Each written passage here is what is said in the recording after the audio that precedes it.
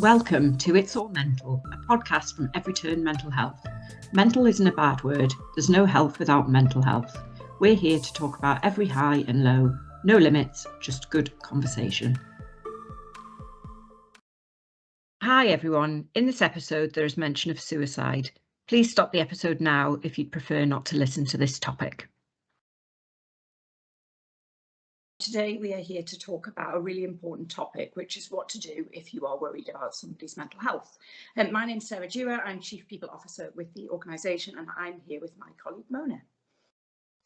Hi Sarah, I'm Mona Stiliano. I'm the Principal Clinical Lead for Everyturn.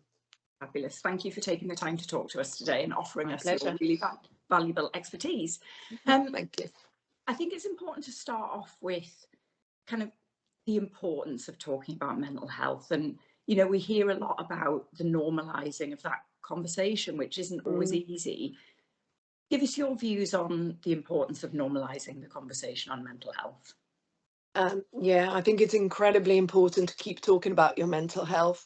And I do think that is slowly happening in society anyway. I'm noticing that, for example, in my children's school, there's a lot more awareness around mental health and that support available.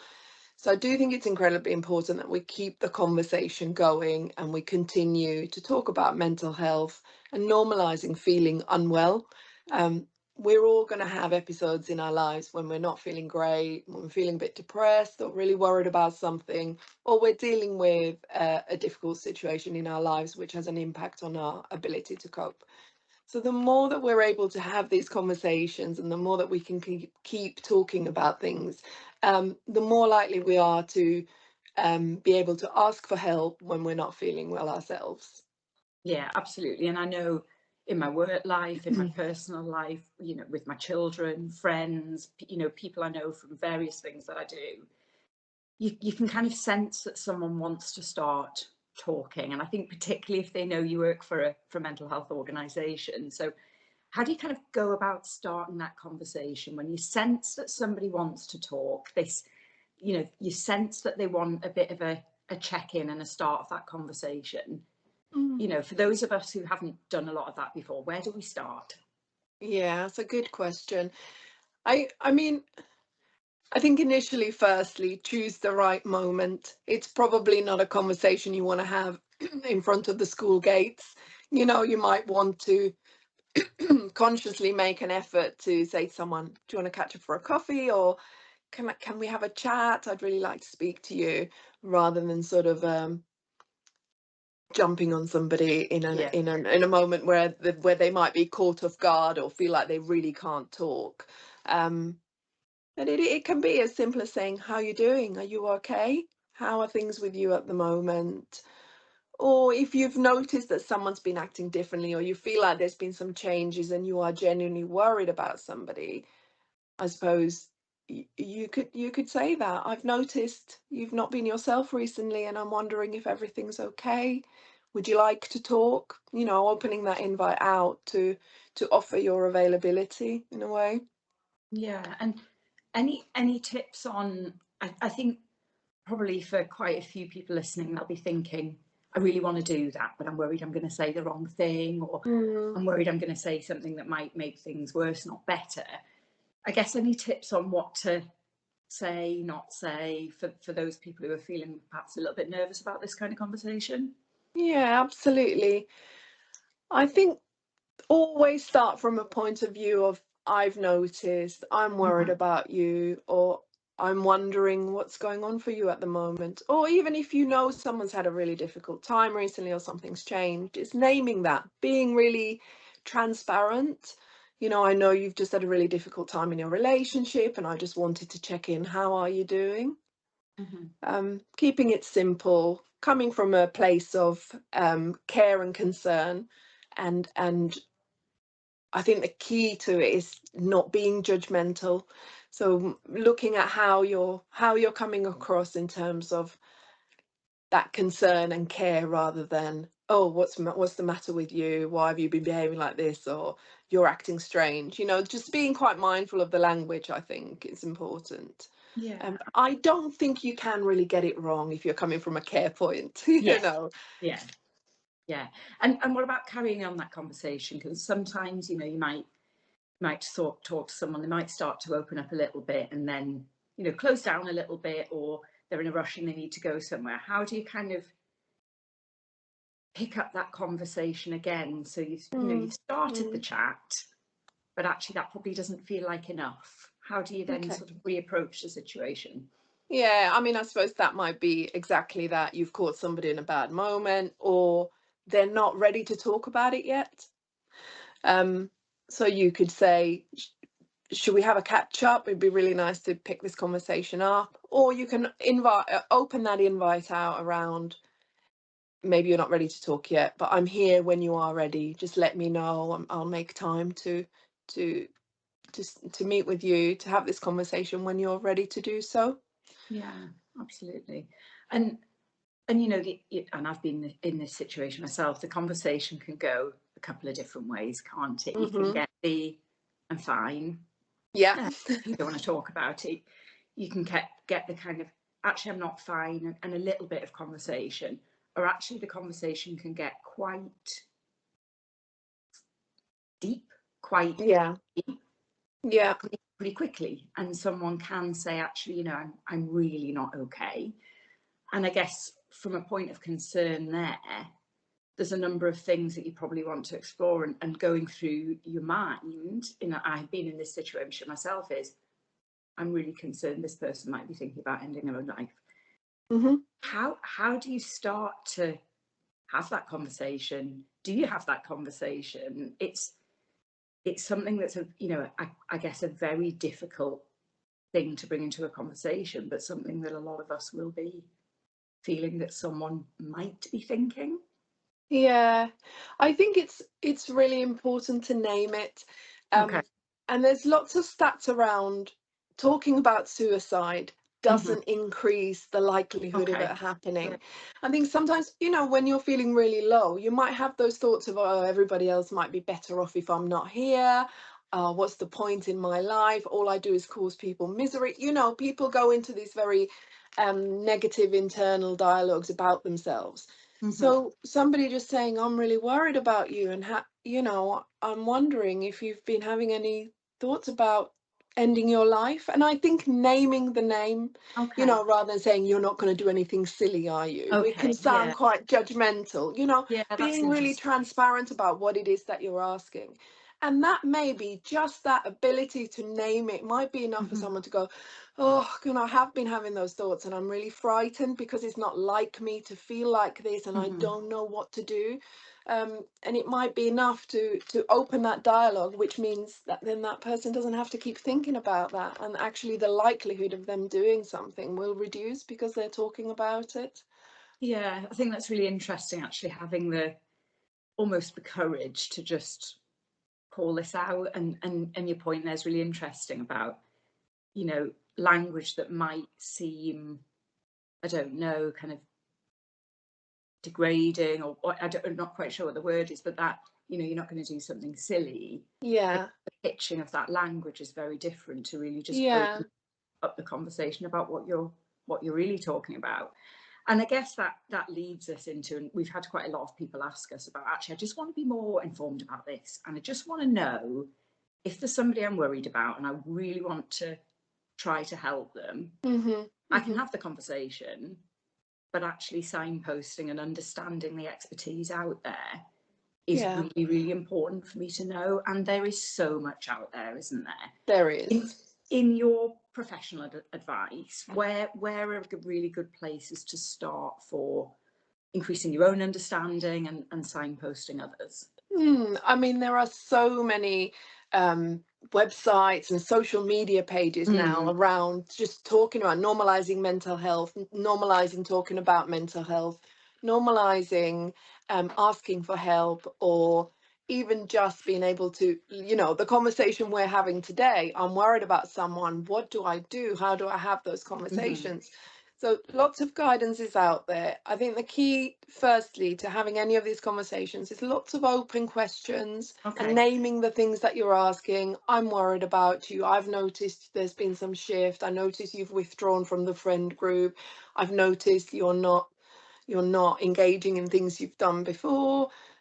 So starting with that really honest, transparent, I'm concerned, these are my observations, and asking lots of open questions so you're getting answers other than just yes or no. And what would, sorry, Moon, but what would be some examples of open questions? So, how are you feeling right now? Okay.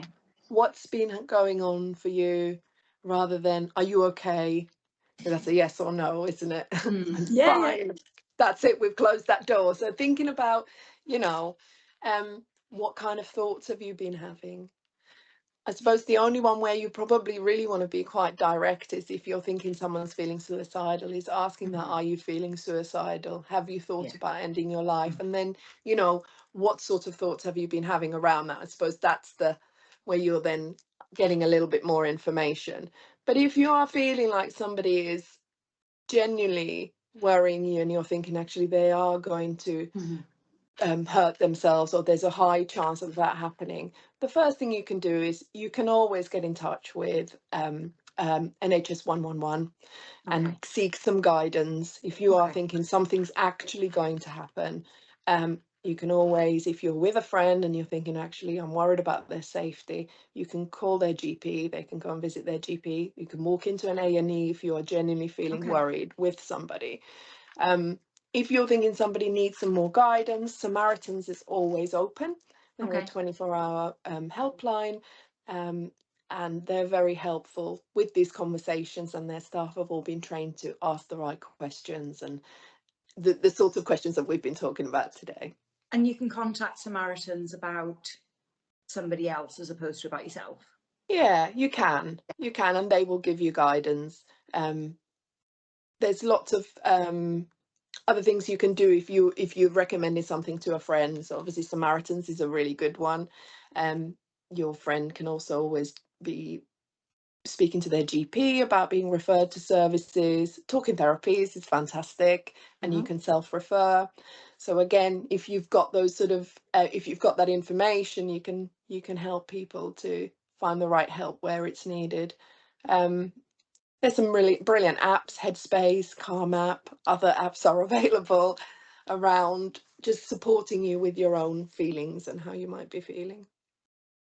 Yeah, and I think that links on to the other point that we've been asked about around these conversations are incredibly powerful, but they're difficult. And thinking about yourself and your own well-being in this, Yeah. you know, you've been there, I've been there. How do you look after your own well-being when you're also having some fairly powerful conversations with someone else about their mental health? Yeah, that's a really good question. I think you need to think about what are the things that make you feel good. For me, it might be going for a walk with the dogs, getting some air, giving myself a bit of space to think about it, giving myself some space to feel the feelings that are coming up, with worry or concern or feeling sad if you hear that your friends are really struggling or your family members having a difficult time. And again, speaking to other people. If you feel like it's overwhelming for you, get some help with your feelings around the subject. Often when there's a member in the dynamic family or friendship groups that's not well, it can have a knock-on effect on everybody, that concern, that worry, and it starts to reflect on how you might be feeling yourself. So yeah, ask for help, speak to people, don't hold it in, I think is the key. Yeah, and on that point as well, I guess if you've had a conversation with someone and it's been confidential, they are somebody that you trust, but that trusts you and you trust, but you're really concerned. How about kind of opening up that conversation with other people within their family, their network? If this is something you think, I'm concerned, I've sought, the help of experts, but actually other people within this person's circle probably need to know about that, but I'm not quite sure whether I should, whether I shouldn't. Should I approach it with the person? Any tips on that? That's a situation I've been in myself where I thought, I think other people need to know about this, but I'm not sure if I should do Yeah. that and how I should do that. I think that's really difficult. And I would say, wherever possible, being really honest with the person that you're talking about and saying, I'm gonna speak to someone else, or especially if it's a young person, I would expect us to maybe kind of, I'm gonna speak to your mom, or I'm gonna Mhm, let somebody know that we've had this conversation. I'm really worried about you. With adults, I think I think it's fair to try and be really transparent mhm. and say, I need to speak to someone about this. I'm really worried about you. Is it okay with you if I speak to X, Y, and Z? Um, just so that you've got some more support. And that conversation again might go two ways. It might be, no, I really don't want you to talk to them. I feel really embarrassed. I don't want anybody to know. Or they might feel relieved that they don't have to have that Yes, difficult absolutely. conversation. So, I do think we need to be really honest with our friends, because otherwise, again, that might feel a little bit shaming if you're going behind somebody's back. Yeah. The only time I think I would probably completely ignore that is if I'm thinking this person is really in danger and they are Okay. really, quite vulnerable, and I'm really worried about their safety. You'd want to think about that safety first. But, for the sort of a respect of the relationship, I would Yeah. think it's better to have that conversation if you can. Really Yeah. difficult conversation to Yeah. have, really And challenging. everybody's really different, aren't they? Because actually, to some people, that I've spoken to, it's been a relief that I have been able to share how they're feeling with other Yeah, people. And yeah, they've wanted me to do that because yeah. they have wanted to, and for others, it's been really different. Um, just just flipping it slightly, and before we finish, I'm just thinking Mhm. about obviously the workplace and Yeah. my role within Everyturn around chief people officer and my general interest in kind of workplace culture. Workplaces are in my opinion, workplaces are really now understanding that Mhm. opening up the conversation on mental health is not only incredibly important for colleagues, but also for a business. It makes absolute sense that we have these conversations. Yeah. In the workplace, I guess, everywhere is different, but how do people, if you're a manager or if you're working in a team and you feel that there is stigma or there isn't conversation about mental health, how can you start Mm. to influence that and really make that something that's part of how a workplace is? Yeah. It's really interesting, and obviously we're a mental health Yeah, charity, so yeah, this is what we do for our yeah. for our livelihoods, and we work with really vulnerable people. Mhm. Um, So how do we extend that across the workforce and support our staff in the same way that we would Mm. anybody who's coming into the services? I think it's the same thing, to be frank. I think it's about having those really open and honest conversations and having lots of open invites from the HR Mm. team, in terms of support available. Did you know there's a staff wellbeing program? We've got mindfulness sessions that we're doing, and Yeah. sort of encouraging the culture of it's okay to talk about how you're feeling. Um, I quite recently had a conversation with someone who I noticed at work was feeling quite stressed, Okay. and I did make time to meet with that person and say, I've noticed, and are you all right, and can I help in any way? And actually that was a really helpful conversation to have, and sort of encourage that open dialogue around what's going on and what might be impacting on that. So yeah, it takes courage, and Mhm. but it is a cultural shift. But I feel like we're, as an organization, we're doing a lot of this already. Yeah, um absolutely. And I think it's taking that and working with people that we know outside of work to really show how we're doing that and how yeah, other organisations can do it in the same way. yeah, Fab. Before we finish, any other thoughts and tips yeah, in your professional experience? Because obviously, this is a subject that is absolutely your expertise. Anything else you yeah. would share with people listening about opening up that conversation and really having the confidence to talk about mental health? I think, like anything else, it's a skill that you need to learn. And the more you talk about your own feelings, the more you open it up in terms of it's an okay subject to bring into a work environment, friendship groups, family environments, and talk about how you're feeling and what might be going on. The more you do that, the more comfortable it becomes, the more easy it is, like learning a new language, and it just Yeah. becomes part of who you are, you know, getting more comfortable having those check-ins with people, being able to say, I've noticed you've been really quiet recently, or I've noticed you've not been turning up to things. Is everything okay? Is there anything I can do to help? I think those are really key conversations, and I would encourage everybody to just start trying. You can't really get it wrong if you're coming from that point of Yeah, concern.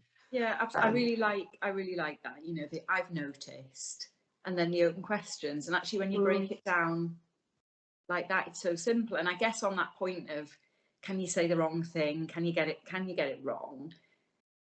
That's probably a fear for people, isn't it? But actually, the yeah, more you have these conversations, you yeah. realise that actually, by having the conversation itself, something will start to get better, and it might be really small steps, Mm, but you're mm, not going to say something that's going to sort of really make things worse, are you? And I think no. the more you practice that conversation, I guess the more natural and confident it Yeah. feels.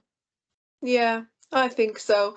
And if you feel like you've said the wrong thing, it's okay to say, I'm not sure that was the right thing to Yeah. say. And what I was trying to say is this, it's a conversation, isn't it?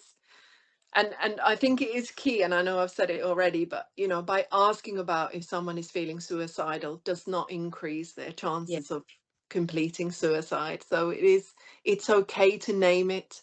Hmm. It's okay to ask about it, and sometimes that's the little key that opens that Yeah. dialogue up. Yeah. And that's actually really interesting because I didn't know that. And I think a lot of people really won't have realised that fact at all. So for reassurance on that conversation, it's really, really helpful. Anything else before we finish, Mona? No, I'm just going to sound really cliche, but it's always good to talk. It, So, it, keep it is. talking. It is. And I really hope that this podcast is helpful for people in opening that conversation. And with the podcast, we'll share out the links to all of the really valuable resources that you've recommended. And thank you so much for taking the time to talk to me today. Thank you, Sarah. Thank you. Thank you for listening to It's All Mental, a podcast from Everyturn Mental Health. If you enjoyed this episode, remember to follow, rate, and share, and see you next time.